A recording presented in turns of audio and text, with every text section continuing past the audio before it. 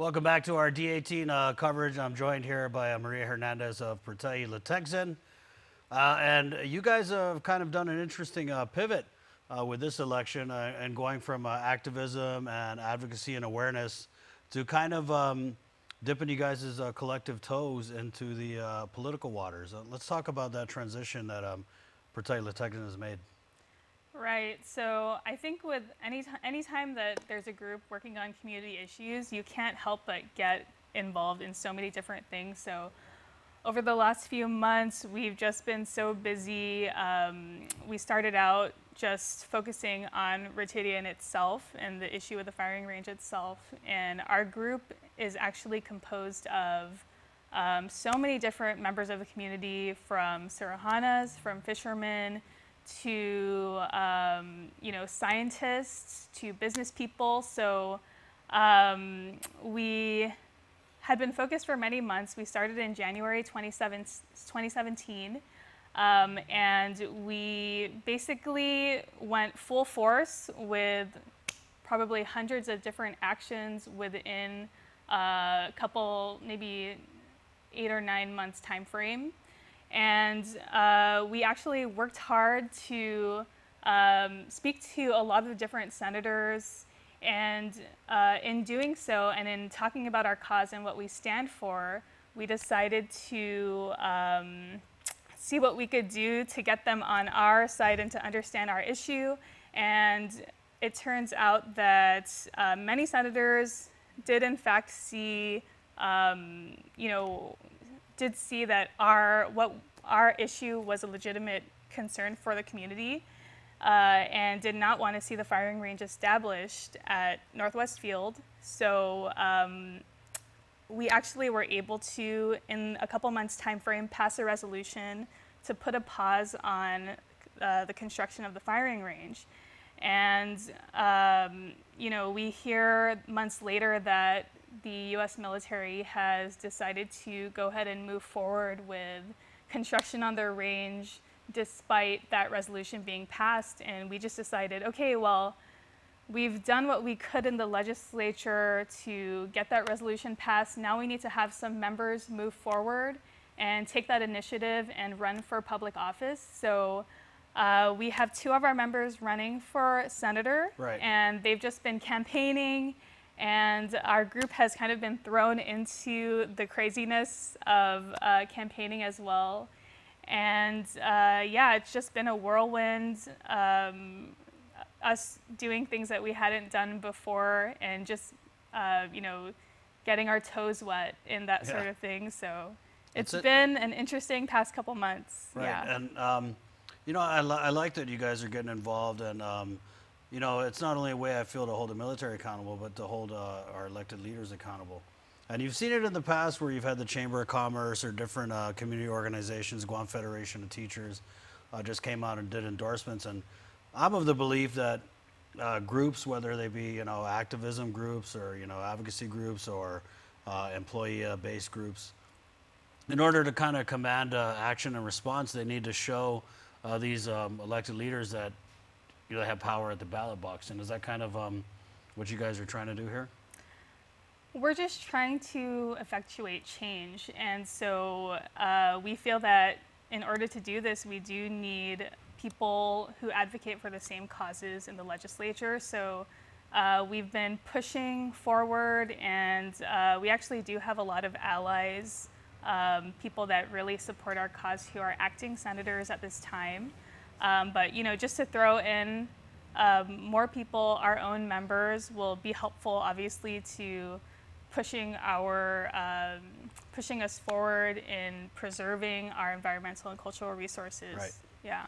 How do you differentiate from those who are truly genuine about your cause and those who are trying to hook you back onto this this movement, in order to maybe secure an endorsement from a group like yourself? I think we're all, as a group, very aware. We focus on, not just whether they show up to a protest. We also look at, what other actions have they made over the past couple of years, not just Right. during the campaign, but over the past couple of years, what else have they done to show support for our cause? And we also look at, whether they have been vocal in their support. So being physically present, being vocal, whenever there are resolutions passed.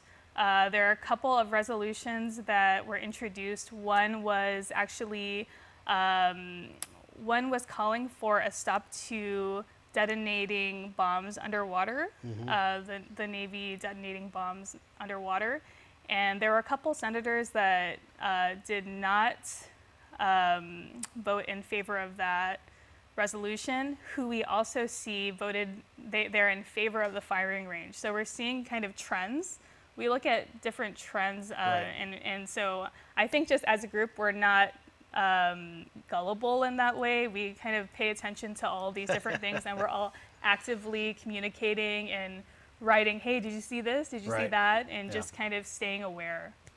How's that pivot been though, to go from focusing? I mean, starting from focusing on one specific issue with Ritidian to now broadening the aim of your group to just in general terms like environmental concerns and issues dealing with the military buildup. I think we just saw that it was really, it would only be appropriate for us to do that. We're standing for the preservation of historic sites at Northwest Field. We're standing for access to medicinal plants. We're standing for indigenous fishing rights. And we have all of these concerns, indigenous land rights concerns, and it's kind of like something that, these issues are something that we're also passionate about. Right. So it wasn't a hard transition to kind of look at the broader picture of how our island is going to be impacted in the whole grand scheme of the buildup. And we're totally fine because we're also passionate. We're ready for that sort of responsibility to be sort of like watchdogs and letting the community know when we see something that comes up that we don't agree with. Right. And so let's talk about the endorsement that you guys released yesterday. And this was pretty interesting. We'll just go down the line here. Gubernatorially, you guys endorsed Lou and Josh. Now, let's go back a little bit. Can you talk about how you were able to come up with these endorsements? Was it like a group poll or? Well, we decided as a group, throughout this political season, the survey is something that we've been wanting to do for a while, but we've actually had so much on our plate from in this last couple of months. We actually took up some typhoon relief efforts, so it pushed this project back, and we finally were able to get a survey out to all of the candidates, and we noticed that in when there are forums, when there are surveys that are sent out, there are once in a while there are questions about environmental concerns, but there Right. wasn't really anything that was specifically targeted toward those concerns, on their own. So we sent out the survey on Saturday last week, and they were due Friday. And we sent them out to all of the candidates, and I know all the candidates have been so busy just in this home stretch, but we received a lot of responses from candidates, and we're so grateful to all the candidates that responded. And there were actually some candidates who did not respond to the survey that we were not surprised that they hadn't responded, because they've been Gee, I wonder who you're talking about. publicly opposed our cause Right. and voted in favor of the firing range. So we weren't surprised at this one specific person, Senator Sinicolas. We weren't surprised that he didn't respond to the survey. But otherwise, we had a good number of people that had responded, and we're very grateful, and we're glad that basically the survey is 5 questions, and they focus on environmental and cultural resources and kind of like their platforms, Right. and how they view the preservation of our sacred sites, how they view view our Northern Lens aquifer, whether they feel that it's important to preserve our Northern Lens aquifer, and obviously everybody responded that they they cared about preserving the aquifer that provides 80 to 90% of our island's water. So very thankful for that. We were pretty interested in finding out more about the stances of the various candidates. So we think that this survey definitely captured their thought process. Right. And we actually have it up on our social media pages, on Twitter, on Instagram, on Facebook. If anybody's interested in looking at what the candidates had to say regarding historical and cultural and environmental preservation, you can find it there. Pretty interesting. Yeah. And so we'll just start with the gubernatorial. Did Lou and Josh respond to the survey? And yes. So your endorsement of them was kind of based upon the response? Yes, actually, Ray had also responded. Ray's camp also responded, and Lou and Josh's camp responded. And something that really stood out to us on Lou's side is that she, both her and Josh, had responded saying that the environment is the economy, and our economy is our environment, and so they understand the importance of preserving our environment for the betterment of the island. We were happy with their responses, and we feel that just in with our candidates in their own on their own time speaking to her and asking her thoughts about the firing range. She has always been receptive and seems to support the cause, and our survey shows that she, actually does really understand the issues surrounding the cause. So we decided to move forward with endorsing Lou, and we hope that the island will stand with us in also supporting her so that we can just make our island a better place for our future generations. I'm kind of curious on the Ray Tenorio's camp, their response to the survey. Was it something along the lines of touting maybe the economic benefits of the build-up, or?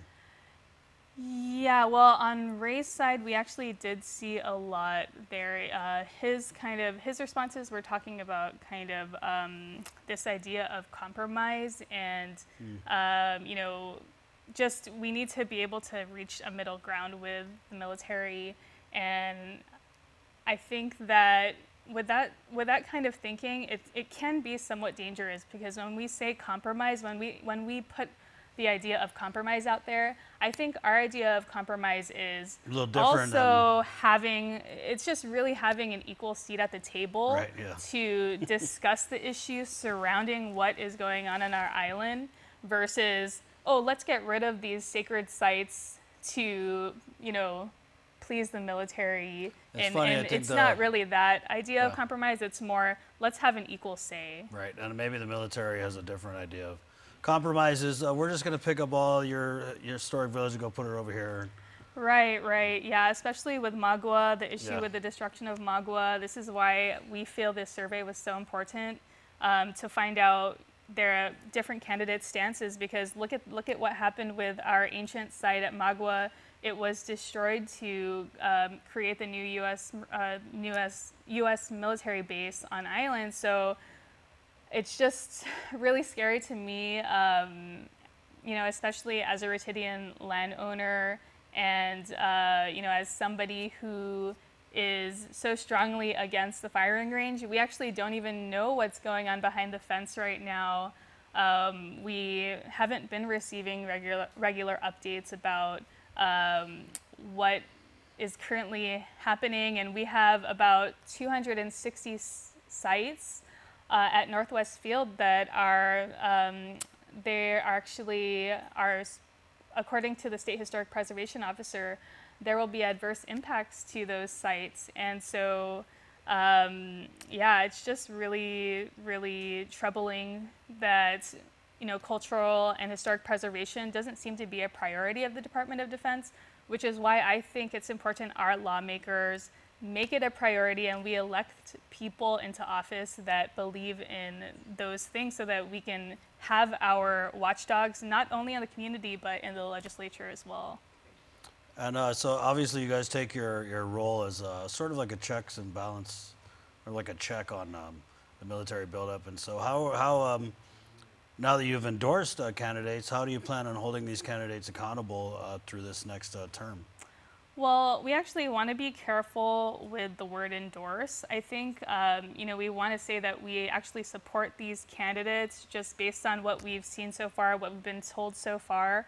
And we really hope that they stand by their word and what they've been saying to the public. And, we do have these survey results as well of them telling us, their points of view. So we're going to keep an eye on, what's happening. And then hopefully they will stay by their word. But so far, this is what these are the people that we feel are just not just based on the survey, but just also based on their support of legislation, them actively coming out to any protests that we have, just in general, their understanding of environmental and cultural issues. So yeah, we just are hoping that they really stand by their word, and we're going to keep an eye on that. Well, Marie, I'm a big fan, and I love the evolution of your group. And of course, wish you guys all the best, and thanks for coming by. Thank you so much. Thanks for having me. All right, so we're back with more of our awesome D18 coverage next.